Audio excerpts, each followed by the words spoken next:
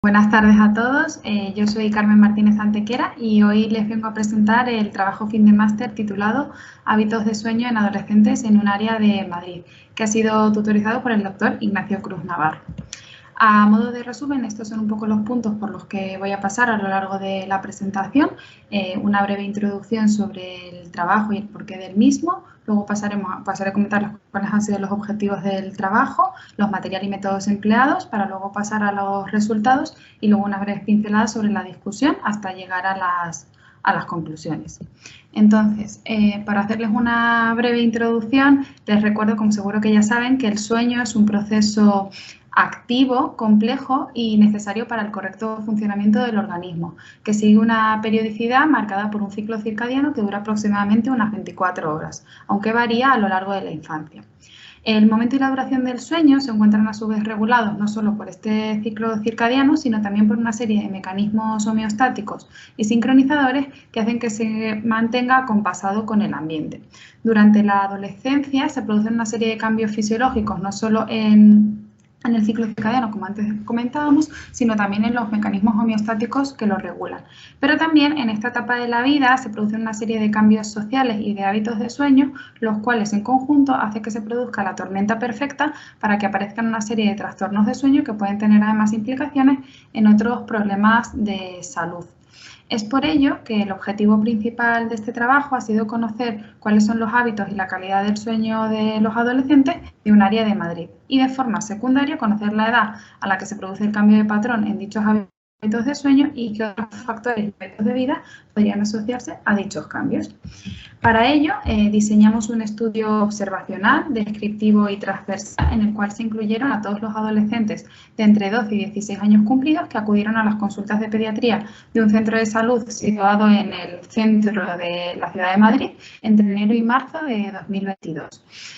Para la recogida de variables se les dio un cuestionario que debían realizar de forma autoadministrada, de forma autónoma, por lo que se excluyeron aquellos pacientes que por su patología de base o por otras condiciones no lo podían completar por sí solos. En ese cuestionario se recogieron una serie de datos sociodemográficos y de hábitos de sueño, así como se pasaron dos escalas más específicas de sueño. Por un lado, el cuestionario de sueño de Oviedo, que mide fundamentalmente la calidad del sueño y que está subdividido a su vez en 4 subescalas: de satisfacción subjetiva del sueño, de hipersomnia, de insomnio y de presencia de fenómenos adversos o síntomas durante el mismo. Cada una de las diferentes subescalas puntuadas en distintos rangos que os he puesto en paréntesis. Y también se pasó la escala de Edward, que mide sobre todo la somnolencia diurna. El trabajo fue aprobado por el Comité de Ética del Hospital Universitario de La Paz, del cual dependía el centro de salud en el que se ha realizado. Este ha sido el cuestionario que les hemos pasado a los adolescentes. Os lo he puesto así a grosso modo por si después queremos incidir un poquito en él. Con los datos recogidos se ha realizado un análisis estadístico, por un lado un análisis descriptivo en el cual las variables cualitativas han sido representadas en base a su distribución de frecuencias y las variables cuantitativas por su media y desviación estándar. Y posteriormente se hizo un análisis bivariado en el cual se enfrentaron los datos sociodemográficos y de hábitos de sueño y de vida con las puntuaciones obtenidas en tanto en el cuestionario de Oviedo como en la escala de Edward, y se hizo un coeficiente de correlación, en este caso de Spearman, por las características de la muestra. Entonces, los resultados que hemos obtenido en este estudio pues son los que os muestro a continuación. Participaron un total de 77 adolescentes, de los cuales el 58% eran varones, con una edad media de 13,2 años. El 20% de ellos refirieron tener algún tipo de enfermedad previa, aunque solo el 12% de ellos referían tomar tratamiento de forma habitual. En cuanto a los hábitos de vida, el 3% de la muestra se declaró como fumadora de forma habitual y el 75% de ella practicaba algún tipo de deporte de forma regular. En cuanto al empleo de dispositivos electrónicos, el 98% de nuestros adolescentes empleaban algún tipo de dispositivo a diario y el 70% de ellos lo hacían a su vez la hora previa a acostarse, empleando los dispositivos pues una media de 3,6 horas al día. En cuanto a los hábitos de sueño propiamente dichos, el tiempo promedio de horas dormidas cada noche fue de 8,4 horas, casi el 80% de ellos dormían más horas los fines de semana y nuestros adolescentes se acostaban de media los días de diario entre las 11 menos 20 y las 11 menos cuarto de la noche, levantándose cerca de las 7 y media de la mañana, y se acostaban en torno a las 12 de la noche y se levantaban en torno a las 10 y 20 de la mañana los fines de semana. En cuanto a los resultados obtenidos en los diferentes cuestionarios, en lo referente al cuestionario de sueño de Oviedo se obtuvo en la subescala de satisfacción subjetiva del sueño una puntuación que podemos considerar media o buena, con una puntuación media de 4,5 en una escala que va del 1 al 7, lo cual se relaciona con que nuestros adolescentes estaban de promedio en torno a un término medio o satisfechos con su sueño. Por el lado contrario, en la subescala insomnio sí que encontramos una puntuación muy elevada de 37,6 en una escala que va del 9 a 45, y por otro lado en las otras dos subescalas, en la subescala de hipersomnia y en la de fenómenos adversos durante el sueño, sí que encontramos puntuaciones considerablemente más bajas, más cercanas al límite inferior de los dos rangos respectivos. Con respecto a este último ítem, al de la presencia de fenómenos adversos o de síntomas durante el sueño, destacar que prácticamente ningún adolescente refirió tener trastornos respiratorios durante el sueño, aunque sí que destacábamos que el 30% de los adolescentes refería tener pesadillas, que no es la edad propia para este tipo de trastorno, y solo un 30% de los adolescentes refirieron no tener movimientos en las piernas, lo cual sí que nos llamó un poquito la atención. Por otro lado, el cuestionario de sueño de Oviedo incluye una pregunta abierta en la cual se les pregunta a los adolescentes si utilizan algún tipo de dispositivo algún tipo de ayuda para dormir. De aquí destacar que 5 de ellos utilizaban algún tipo de producto herbolario, 2 de ellos empleaban melatonina y 1 benzodiazepina, de los 8 que respondieron afirmativamente. Con respecto a la escala de Epworth, se obtuvo una puntuación en torno al 6,5% en una escala del 6,5 en una escala que va del 0 al 24, y de aquí sobre todo destacamos que un 30% de los encuestados obtuvieron puntuaciones mayores de 10, consideradas como de hipersomnia diurna excesiva. Con respecto a la correlación bivariada que antes hablábamos, en la cual se enfrentaron los datos sociodemográficos y hábitos de sueño con las puntuaciones obtenidas en los diferentes cuestionarios, sobre todo destacamos todos aquellos que obtuvieron un resultado estadísticamente significativo. Por un lado, se observó una correlación negativa entre la práctica deportiva y las puntuaciones obtenidas en las diferentes subescalas del cuestionario de Oviedo, esto es, la práctica deportiva se relacionó con puntuaciones menores en esas subescalas, y con el empleo de dispositivos electrónicos la hora previa a acostarse observamos lo contrario, que había una correlación positiva en la subescala insomnio, síntomas y en la escala de Epworth, no así en la hiperisomnia del cuestionario de Oviedo, que ahí no se obtuvo una relación estadísticamente significativa, por lo que el uso de dispositivo electrónico la hora previa a acostarse se correlacionó con mayor puntuación en estos cuestionarios. Como os decía al principio, también intentamos un poquito ver cuál era la edad a la que se producía ese cambio en el patrón de sueño, si bien no pudimos establecer un punto de corte que fuera significativo, aunque sí que obtuvimos en este caso también una correlación positiva entre la edad y la hora a la que los adolescentes se acostaban los días de diario. No obtuvimos la misma significación en cuanto a la hora a la que se acostaban los fines de semana. Y en este caso lo que vimos es que a medida que aumentaba la edad, la hora de acostarse se iba progresivamente retrasando. En este gráfico, las cajas de colores, por así decirlo, representan el rango intercuartílico entre el percentil 25 y el percentil 75, y la línea que aparece en el medio es la mediana. Y sobre todo destaca que entre los 12 y los 13 años sí que se produce un aumento llamativo de esta mediana, sin que apenas varíe el percentil 25 o el límite inferior del valor extremo. En cuanto a la discusión, pues sí que es verdad que nosotros obtuvimos resultados similares en cuanto al promedio de tiempo de sueño, así como en las puntuaciones obtenidas en la escala de Epworth y en las subescalas de satisfacción subjetiva del sueño, hipersomnia y de presencia de fenómenos adversos respecto a otros estudios publicados en distintas localidades de nuestro país, ya que no hay un gran estudio realizado a nivel nacional. Sí que nos llamó la atención lo que os acabo de comentar, esa reducción marcada del tiempo total de sueño que se observó sobre todo con la diferencia entre los 12 y los 13 años. Y en cuanto a las características de la muestra, sí que es verdad que destacaba que había una presencia de tabaquismo significativamente menor de lo que demuestran las últimas encuestas realizadas a nivel nacional en población en educación secundaria, y una mayor proporción de adolescentes que practican deporte de forma regular, lo cual lo relacionamos con el hecho de que la población adscrita en este centro de salud sí que es verdad que es una población con un nivel sociocultural medio alto, más bien. Y luego un dato que también pues, queríamos resaltar un poquito es el hecho de que en esa pregunta abierta que antes nombrábamos del cuestionario de sueño de Oviedo 8 de los pacientes refirieron emplear algún tipo de ayuda para dormir como coadyuvante para conciliar el sueño. Sin embargo, solo uno de ellos lo había reflejado como tratamiento habitual. En este caso fue el adolescente que empleaba benzodiazepinas, lo cual nos abre la puerta a pensar que probablemente estos adolescentes minusvaloren el empleo de este tipo de tratamientos y lo que ello podría implicar, y por tanto no tengan ese concepto de que esto pueda ser realmente un problema de salud o que pueda tener implicaciones en su salud, ¿no? De conclusiones, pues bueno, sí que podemos llegar a la conclusión de que los hábitos de sueño parecen empeorar en la adolescencia y sobre todo a medida que aumenta la edad, con un impacto considerable en la calidad del sueño, sobre todo en el caso de la somnolencia. Parece que la práctica deportiva regular y el menor uso de dispositivos electrónicos, sobre todo en la hora previa a acostarse, podrían actuar como factores protectores de la calidad del sueño y de la somnolencia y, por tanto, pues parecería recomendable llevar a cabo medidas de prevención primaria y secundaria desde atención primaria para mantener una buena higiene del sueño y disminuir el impacto de estos factores que podrían conllevar pues, un empeoramiento del mismo. Y gracias por vuestra atención.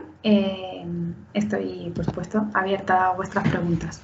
No sé si queréis que deje de compartir la pantalla o que tengamos la presentación a mano, lo que vosotros De momento, Carmen, puedes dejar de compartir para que vayamos viendo. Muy bien, pues enhorabuena por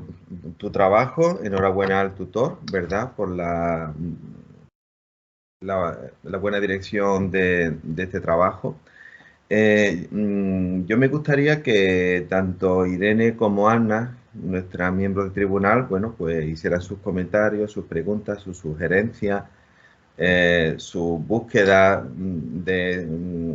posibles fallos del trabajo para mejorarlo, porque la puntuación va a ser muy alta visto la calidad de los trabajos que se han presentado, pero siempre lo que nos corresponde como miembros de un tribunal es, bueno, pues hacer los comentarios pertinentes y hacer posible, bueno, pues sugerencias para la mejora del trabajo si se ha considerado algún tipo de alteración para mejorarlo. Hay que tener en cuenta que los trabajos científicos, no existe el trabajo científico perfecto y entonces, bueno, pues como si hiciéramos una revisión por pares que os puede servir en el caso de que lo quisierais publicar, porque es muy interesante las aportaciones que habéis hecho. Venga, ¿por quién empezamos? ¿Por Irene? ¿Por Ana? ¿Quién da el paso adelante? Pues yo misma, si Venga, quieres. Irene, adelante. Bueno, pues nada, reiterar las felicitaciones, Carmen. Creo que has hecho un trabajo junto con la ayuda de tu tutor, un trabajo que me parece que por un lado es muy interesante. Creo que muchas veces descuidamos un poco este tema y parece que con este dato, o sea, con este estudio, pues efectivamente podéis aportar pues una serie de datos que nos ayudan, por un lado, como bien has reportado en tus conclusiones, a poder motivarnos un poco a esa prevención, ¿no? Desde atención primaria, porque se ve que hay algunas medidas que se podrían implementar, desde luego, que parece que algunas son así como más obvias, que se han dado muchas vueltas en el tema del uso de dispositivos electrónicos, pero bueno, creo que no está de menos incidir en ello. Y sí que es verdad que, por ejemplo, creo que puede ser interesante algunas, no limitaciones, pero porque además en vuestro trabajo habláis mucho también de la parte de limitaciones, que creo que es interesante siempre hacer una autocrítica, pero yo creo que también puede ser interesante el hecho de ampliar un poquito más el rango de edad por esa búsqueda que estabais haciendo de intentar definir exactamente cuándo se produce ese cambio, por si acaso la limitación teórica que tenemos de la adolescencia de 12 años a lo mejor se nos queda ahí demasiado corta, a lo mejor habría que bajar o subir por encima por ver si hay algún cambio. También es verdad que vuestra corte no está justo en el momento de pandemia, pero a lo mejor también eso puede haber influido de alguna forma y podría ser interesante a lo mejor evaluar o si hay posibilidad de evaluarlo comparativamente con periodos prepandemia, ¿no? Ver si hay algún cambio. Y luego también me resulta muy interesante pues todo el tema que comentas del uso de fármacos. Es verdad que son pocos los que utilizan fármacos para intentar conciliar el sueño. A lo mejor hay una infranotificación, puede ser, pero creo que también es algo a analizar, ¿no? Porque me parece que el hecho de que haya un adolescente, como refieres, que estaba utilizando benzodiazepinas como tratamiento habitual, pues la verdad que me llama la atención y me gustaría indagar un poco más desde cuándo y cuál sería esa motivación, porque tampoco es muy frecuente, o al menos es la sensación personal que tengo de ese uso. Pero bueno, estas son algunas así aportaciones que puedo hacer de momento, pero sobre todo, bueno, felicitaros de verdad por el trabajo y tu exposición del trabajo. Bueno, con respecto a las limitaciones, aprovecho también para decirlo, lo que pasa es que como teníamos el tiempo acotado, pues tampoco lo podíamos contar todo, y aprovechando que es que Ignacio también nos está aquí escuchando en la sombra, ideal, vamos, con respecto a sobre todo lo que has dicho del corte de edad y demás, empezamos con la recogida de datos en enero, porque idealmente lo que queríamos hacer, y es como se ha hecho en los estudios a los que hago referencia en otras localidades, estos cuestionarios se han pasado en el ámbito escolar normalmente. Entonces, nuestra idea era recoger una muestra mayor. Sí que es verdad que desde el principio planteamos un poco el punto de corte entre los 12 y los 16, que es la edad como de la adolescencia un poquito más típica, pero es verdad que como el tema del COVID y demás no obtuvimos respuesta de la administración ni de las direcciones de los colegios, y por eso al final lo hicimos en el ámbito del centro de salud, que era donde yo trabajaba y donde era un poco más fácil que llegar a los adolescentes, sabiendo que además es una población que muchas veces consulta poco, porque al final la recogida fue pues de los adolescentes que iban viniendo a la consulta por algún motivo de salud o de revisión o de lo que fuera, o sea que la muestra en ese sentido sí que puede estar un poco sesgada. Y con respecto al paciente en concreto que hace uso de benzodiazepinas, es verdad que este es un paciente un poco particular, porque era un paciente que tenía un trastorno depresivo asociado, o sea, que era parte de su tratamiento coadyuvante, pero es verdad que me pareció interesante incluirlo porque era un paciente que inicialmente, eso ya por su historia clínica, había empezado con melatonina, no había funcionado, y sí que era un paciente que te refería en sus consultas habituales que necesitaba la medicación para dormir, pero el resto, cuando tú les preguntabas por el tratamiento, te decían que no, y luego en el apartado de la pregunta lo veías reflejado. O sea que eso sí que nos llamó la atención de no tomo tratamientos, pero todos los días me tomo la pastilla para dormir por la noche porque si no, no duermo. Pues muchas gracias, Carmen, por las aclaraciones. Sí que es verdad que, bueno, efectivamente puede haber una limitación ahí clara para algunas de las cosas que lo mencionas perfectamente en tu trabajo, la posibilidad de una limitación por la N, ¿no? Pero bueno, como bien acabas de comentar, también el acceso a los adolescentes no siempre es fácil, no consultan mucho y ya de por sí parece un mérito que en ese periodo de tiempo de estudio de 3 meses hayáis conseguido respuesta de ese número de participantes, ¿no? O sea que, aunque hacéis referencia a esa posible limitación del AN, bueno, yo no os quitaría mérito porque son una población difícil de acceder. Muy bien, pues me toca mi turno. Buenas tardes, felicidades, Carmen. Reitero todo lo que mi compañera ha comentado en relación a vuestro estudio. Me parece que es un estudio pues, realizado, ¿no?, en vuestra zona de actuación. Eso está muy bien en vuestro ámbito, así sabéis un poco, ¿no?,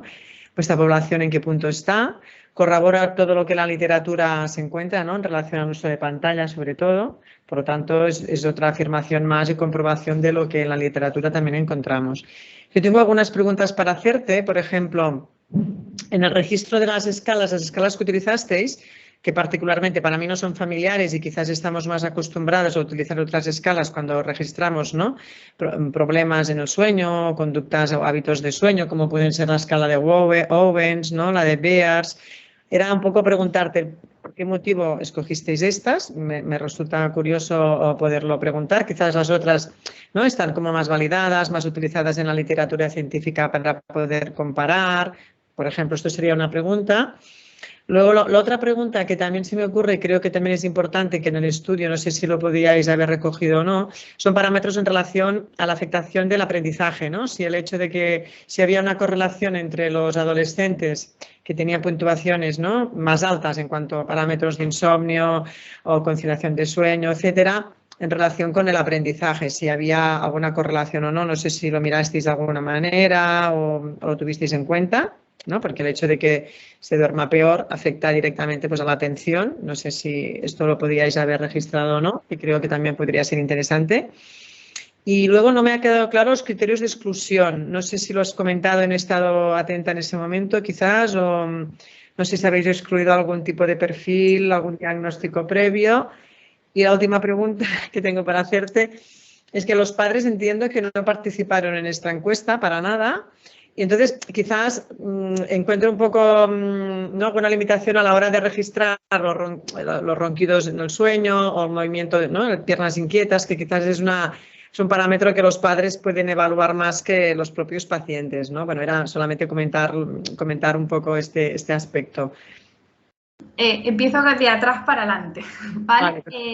Con respecto al tema de los padres y de los pacientes excluidos, porque va un poco en la línea, se excluyeron en total 3 pacientes a los que se les ofreció participar. 2 de ellos eran porque tenían barrera idiomática y necesitaban de la traducción constante de los padres, entonces no sabíamos hasta qué punto podía influir la respuesta de los padres o no, y un paciente que tenía un diagnóstico de un trastorno del espectro autista, que ese paciente, como no podía realizar el cuestionario de forma autónoma, pues no se le ofreció.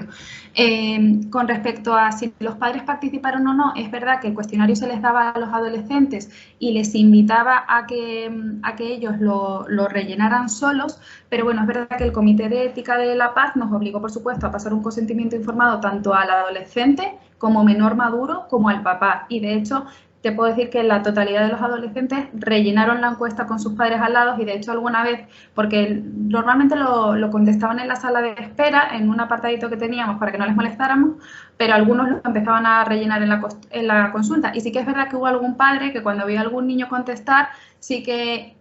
interfirió y le dijo, oye, tú no te acuestas a las 9 de la noche, eso es mentira, te acuestas un poco más tarde. Pero es verdad que no hicimos, eso sí que es verdad, que no hicimos la comparativa con lo que contestarían los padres o no, aunque probablemente algunas preguntas sí que podrían estar influidas por el comentario de los padres, sobre todo porque yo en la consulta sí que vi como esa respuesta variaba. Esas eran las 2 últimas preguntas. Con respecto a al tema del rendimiento académico, de hecho, es lo que le comentaba antes a Irene, que de entrada sí que lo del rendimiento académico era una de las cosas que nos planteamos y por eso lo queríamos hacer en el centro escolar, y de hecho la idea era también pasar el cuestionario, también un cuestionario un poco de calidad de vida, KINDL, y poder un poquito en el centro escolar hacer hincapié en el rendimiento académico. Cuando lo fuimos a hacer en la consulta, es verdad que el cuestionario, tal y como yo lo he planteado, tardaban 20-25 minutos en contestarlo y es verdad que al final decidí un poco quitarlo, eso quizás fue una cuestión más personal mía, porque se me hacía muy largo y no sabía hasta qué punto el adolescente iba realmente a referir lo que ponían, pero de hecho sí que sería lo más interesante y de cara quizás a replantear el trabajo y hacerlo en las condiciones que queríamos inicialmente, sería de lo más interesante, porque de las otras publicaciones que hay en nuestro país, casi todos lo ponen sobre todo en manifiesto a las 2 cosas que has mencionado, a los trastornos respiratorios del sueño, porque sobre todo en esta población es de lo que más prevalencia hay, y por otro lado en el rendimiento académico, porque donde también se ve donde más incidencia tiene. O sea que eso sería un punto no de mejora, de quizá incluso replantearlo y dirigirlo a ese ámbito, porque es probablemente de lo que más repercusiones también tenga en esta etapa. Con respecto a los cuestionarios, sí que es verdad que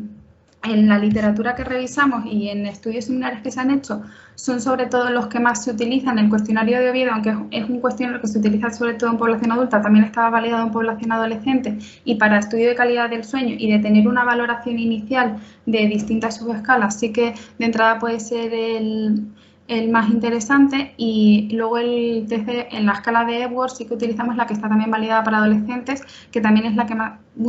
por lo menos yo en la literatura que he revisado, también es de las que más se utiliza en esta población para valorar la somnolencia diurna. Yo el resto de escalas que conocía, que no sé si, como son siglas en inglés, no sé si nos hemos entendido bien, el BISPU, el BIAS y demás, yo siempre las he utilizado más como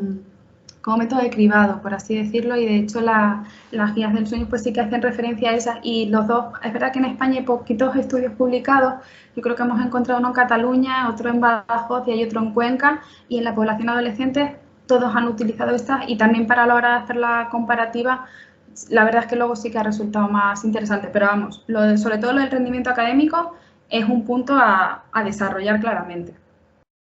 No sé si he contestado todo, ¿eh? Sí, perfecto. Muchas gracias, Carmen. Sí, muy bien. Muchas felicidades y la verdad es que es un estudio muy completo también y con muchas posibilidades, ¿no?, de expansión, como tú dices. O sea que muy bien, felicidades. Gracias. Uy, no se oye, Manuel. Silenciado, ahora sí se me escucha. Que decía que enhorabuena por este trabajo, ¿no?, que sigue todos los requerimientos de una publicación científica, con una introducción pertinente y una formulación de objetivos muy clara, ¿no?, que eso se agradece. La exposición de las herramientas del estudio es adecuada y permite desarrollar investigación a otro que quiera reproducir. Todo eso como trabajo científico pues tiene mucha validez. Metodológicamente está bien realizado, pero quizá ya se ha dicho anteriormente, ¿no?, haya un sesgo de selección porque el cuestionario se ha pasado en adolescentes que acuden al centro de salud. Bueno, no, tenemos que decir más. Se hace lo que se puede, por eso muchas veces el trabajo científico final, pues hay una serie de circunstancias que te hacen, ¿no?, que varía un poco. La cuestión es que efectivamente hay una serie de problemas asociados de dermatitis, de una serie de trastornos neuropsiquiátricos que están ahí presentes, entre ellos la depresión y el déficit de atención y hiperactividad, que todo ello conlleva quizás ese sesgo que puede no ser representativo de toda la población, en todo caso, de una población que acude al centro de salud. Y por eso habría que exponer como las limitaciones del trabajo, pues este sesgo de selección. Y entonces podría haber una explicación de por qué puede haber más o menos relación con otros factores, como han sido los que ha expuesto ahí. Entonces, lo del centro educativo ya claramente ha expuesto por qué no ha sido el motivo. Y por tanto, aparte de eso, yo creo que había hecho un excelente trabajo. Os felicito y de momento, bueno, pues yo creo que podemos pasar a la siguiente presentación.